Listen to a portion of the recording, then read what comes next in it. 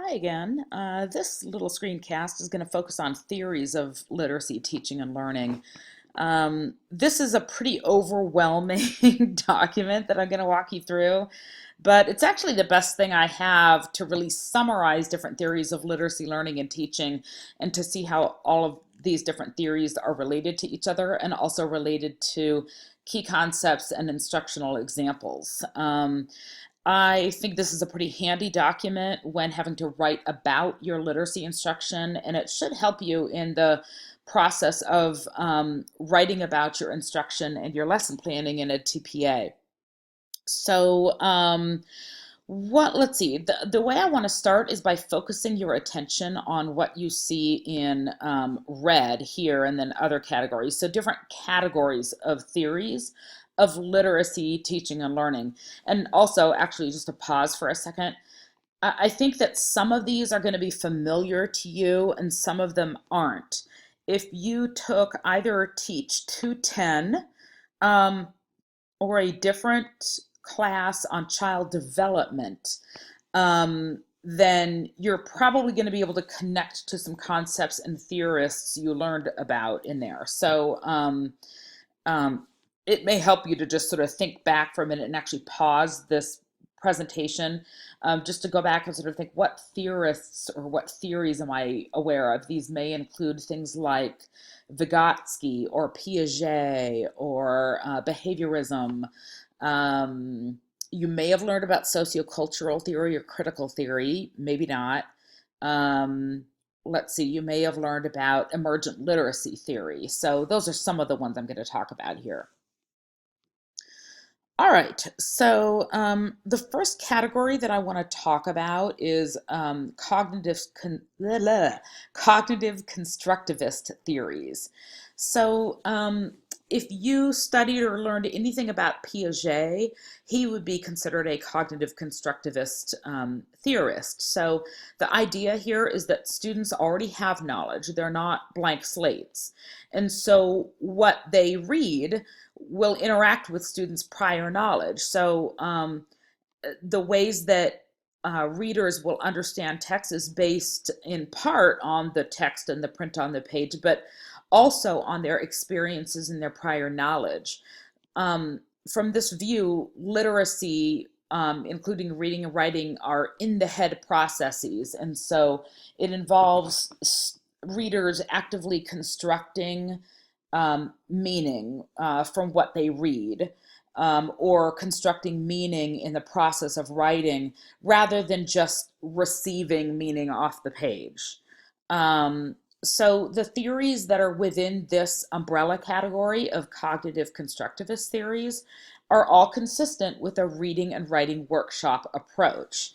I'm going to let you guys read through the details of these individual theories on their own, or sorry, on your own, and I'll make sure that this is uploaded to the wiki.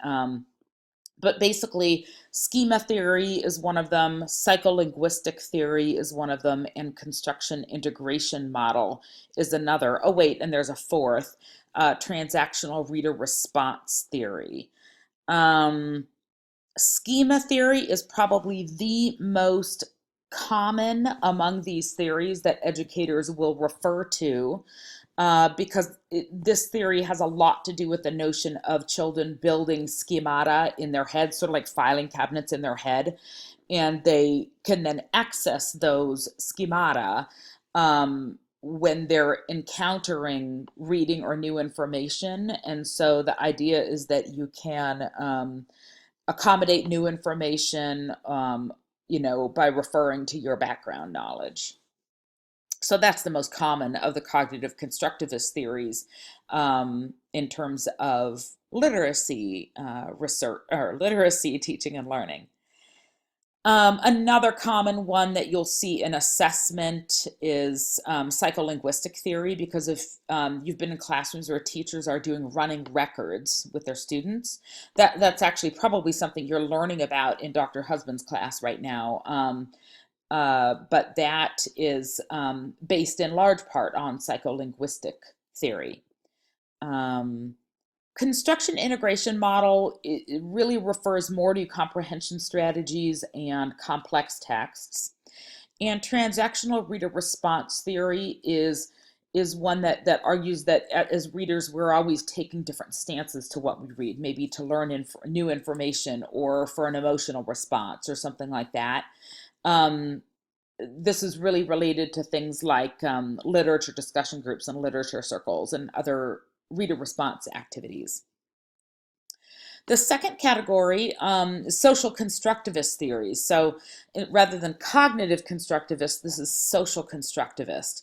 So the idea is similar in the sense that the idea is that when we read and write, we're building on what we already know, connecting to prior knowledge, but it's also more than that.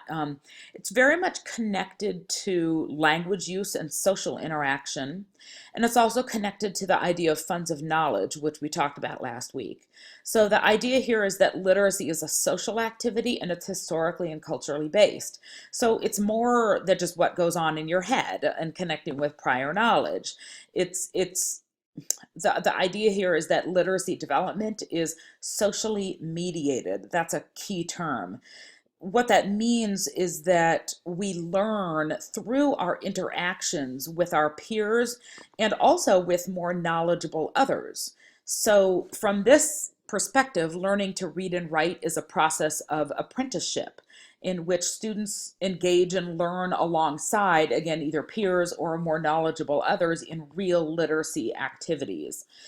The idea with learning alongside peers is that when you have a group of peers together in a group, particularly in a heterogeneous group, you're going to have kids with different areas of expertise and funds of knowledge and prior knowledge and different skill sets. And so they're able to interact, and through that interaction, the whole group has access to their funds of knowledge and prior knowledge. So that sort of helps everybody build up their own knowledge.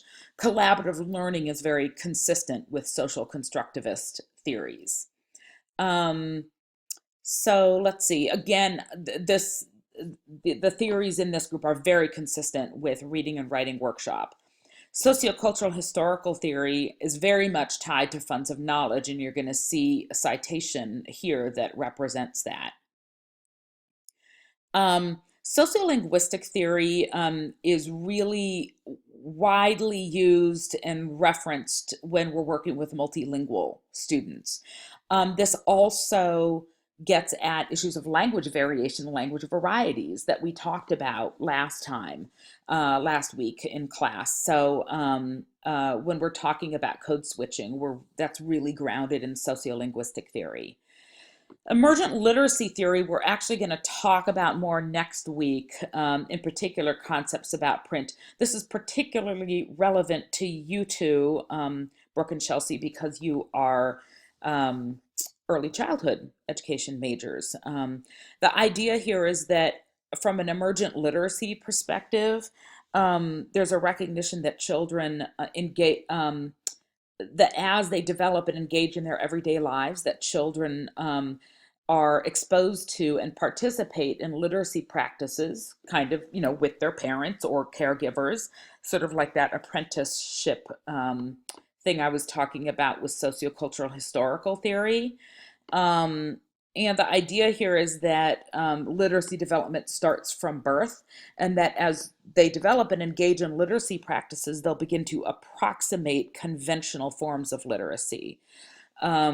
So you can see a couple of examples here and some curricular examples. Again, you might already be a little bit familiar with that. The last category of theories I want to talk about are social constructionist or critical theories. I think it's actually easier for us to refer to them as critical theories because the term social constructionist is very similar to social constructivist, and then it's really easy to get them all mixed up. We're actually going to be doing some reading this semester about critical literacy theory. This gets at the notion of reading the world and not just the word. So the idea there is that literacy is, you're not just reading and interpreting texts, you're reading and critically interpreting the world around you. So literacy from that view is seen as a means for sort of critiquing structures in the world and inequities, and as a means for social action and change and empowerment. Literacy from this view is viewed as a way to promote social justice and counter oppression of historically marginalized groups and communities.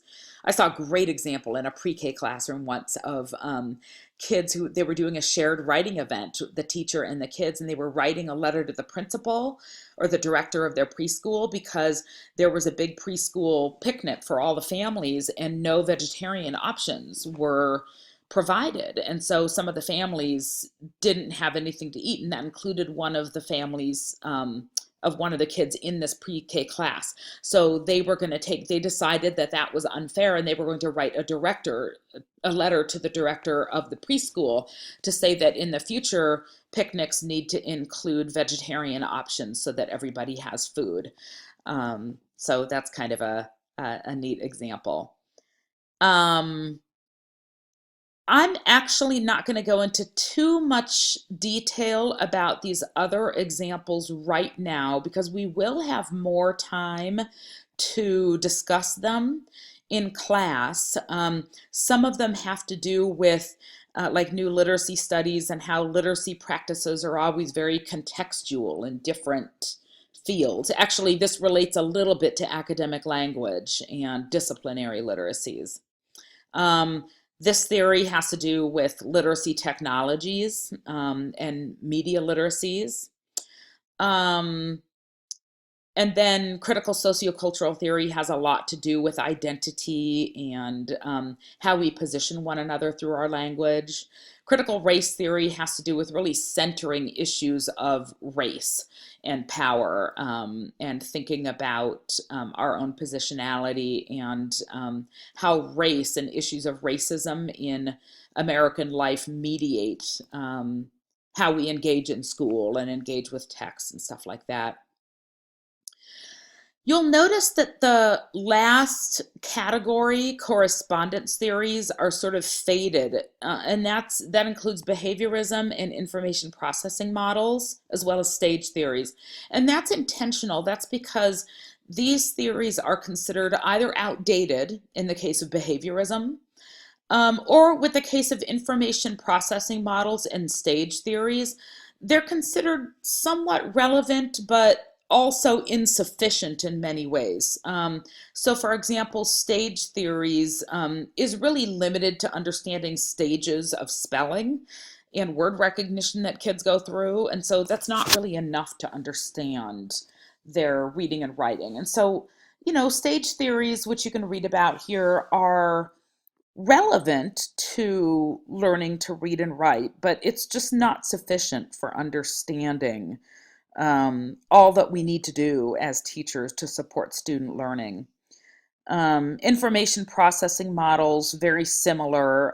There are also some very questionable curricula and practices that are aligned with information processing models, like standardized assessments and things like that. Again, some of this, like teaching word families, can be really, really helpful, but when people are grounding their practice in information processing models, it tends to be decontextualized from meaningful texts and meaningful engagements. So there's like an overemphasis on phonics and spelling and worksheets and things like that. So, and we know that that sort of thing really needs to be kept at an absolute minimum in classrooms. Behaviorism, as I said, this is just like, don't go there. Really not very helpful, and not very relevant, not well related to current research. So that's just a little walkthrough of this handout. What I would like you to do is to read this handout in detail. And then I'm hoping that you can use this chart here to go on to one of your activities in the analysis part of week 4's activities, where you're going to be using this chart to analyze a couple of videos of literacy instruction.